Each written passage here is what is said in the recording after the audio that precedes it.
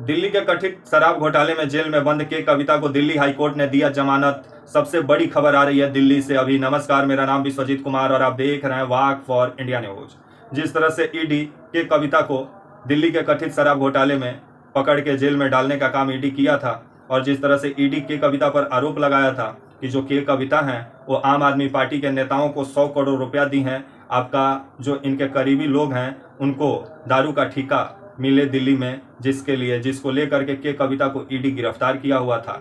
और इससे पहले आपके जो संजय सिंह है वो जेल में थे, वो जेल से बाहर आ गए हैं। आपके मनीष सिसोदिया भी जेल से बाहर आ गए। आपके कविता को आज 27 अगस्त को जमानत मिल गई। आप सुनने में आ रहा है कि आपके जो अरविंद केजरीवाल हैं और आपके जो सत्येंद्र जैन हैं वो भी बहुत जल्द जेल से बाहर आ सकते हैं। और जिस तरह से ईडी आपके विपक्षी नेताओं पर जिस तरह से कार्रवाई में तेजी दिखाता है, उतना कभी सत्ता में बैठे सत्ताधीश जो हैं उनके घर कभी ईडी इतना तेजी नहीं दिखाता है।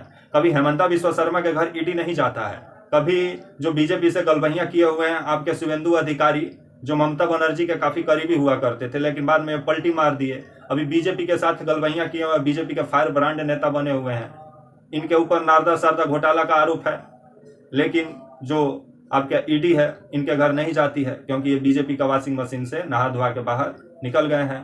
तो वहीं के कविता को ईडी काफी दिन से गिरफ्तार करके रखी हुई थी और ईडी अभी तक ये साबित नहीं कर पाई कि जो 100 करोड़ रुपया आम आदमी पार्टी के नेताओं को दी हैं, तो किन किन नेताओं को दी हैं। ईडी अभी तक यही नहीं साबित कर पाई है कि किन किन नेताओं को पैसा दिया गया है। खाली ईडी बोल रही है कि हाँ पैसा दिया गया है, तो किनको दिया गया है भाई।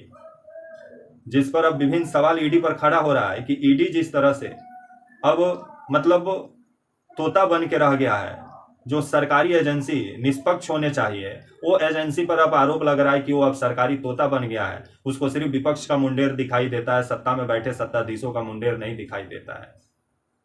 तो वहीं आने वाले समय में अब बहुत जल्द जेल से बाहर सुनने में आ रहा है कि अरविंद केजरीवाल भी जो सीएम हैं दिल्ली के, वो भी बाहर आ सकते हैं। सत्येंद्र जैन भी बाहर आ सकते हैं। और वैसे भी सुप्रीम कोर्ट बोला भी था कि ये दिल्ली का जो शराब घोटाला है, अगर इसका ट्रायल चला तो 2 मिनट कोर्ट में नहीं टिकेगा, जिसको लेकर के उस समय भी ईडी पर विभिन्न सवाल खड़ा हुआ था। और आम आदमी पार्टी के नेताओं का कहना है कि मोदी जी के इशारा पर ईडी काम करता है और मोदी जी जिस तरह से तानाशाही रवैया अपना करके विपक्ष के नेताओं को जेल में डालने का काम कर रहे हैं और ईडी उसमें अहम भूमिका निभा रहा है, विपक्ष का कहना है।